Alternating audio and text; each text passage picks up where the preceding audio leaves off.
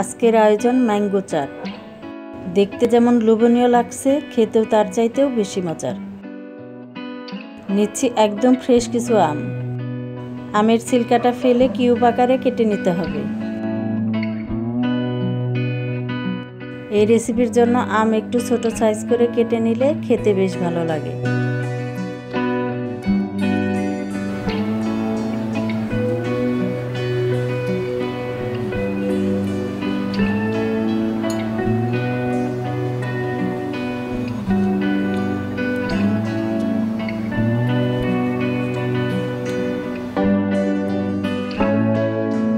আমগুলো কাটা শেষ, এবার যাচ্ছি পরের প্রসেসে।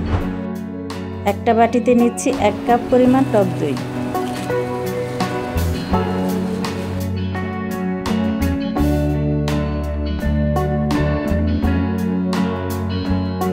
দিচ্ছি সামান্য বিট লবণ, সাদা লবণ 1 চা চামচ, চাট মশলা 1 চা চামচ, গোলমরিচ গুঁড়া 1/2 চা চামচ, চিনি দিচ্ছি 1 টেবিল চামচ, 1/2 চা চামচের মতো মাস্টার্ড পেস্ট। এই সব কিছু ভালোভাবে মিশিয়ে নিচ্ছি।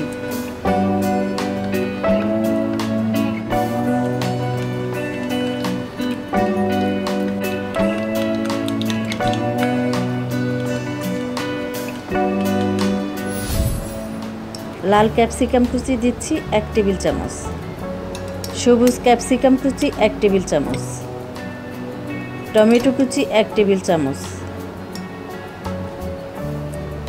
পেঁয়াজ কুচি দিচ্ছি 1 টেবিল চামচ, কাঁচামরিচ কুচি দিচ্ছি 1 চা চামচ। আবার সব কিছু ভালোভাবে মিশিয়ে নিচ্ছি।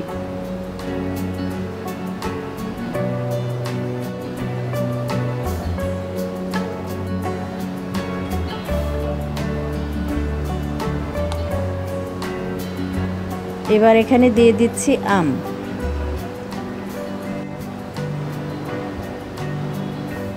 হালকাভাবে মিশিয়ে নিতে হবে।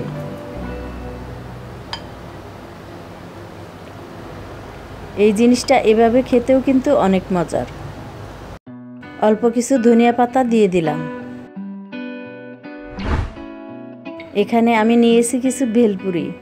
ভেলপুরিটা তোমরা চাইলে দোকান থেকে কিনে নিয়ে আসতে পারবে।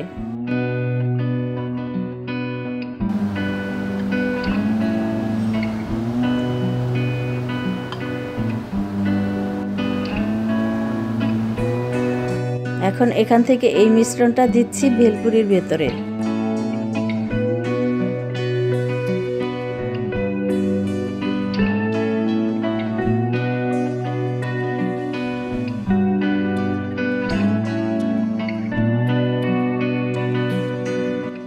এর উপরে দিয়ে দিচ্ছি কিছু ঝুরি ভাজা।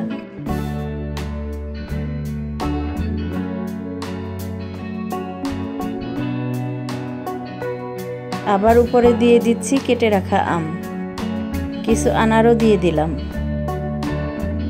ঠিক একইভাবে আরও কিছু ভেলপুরি আমি বানিয়ে নিচ্ছি।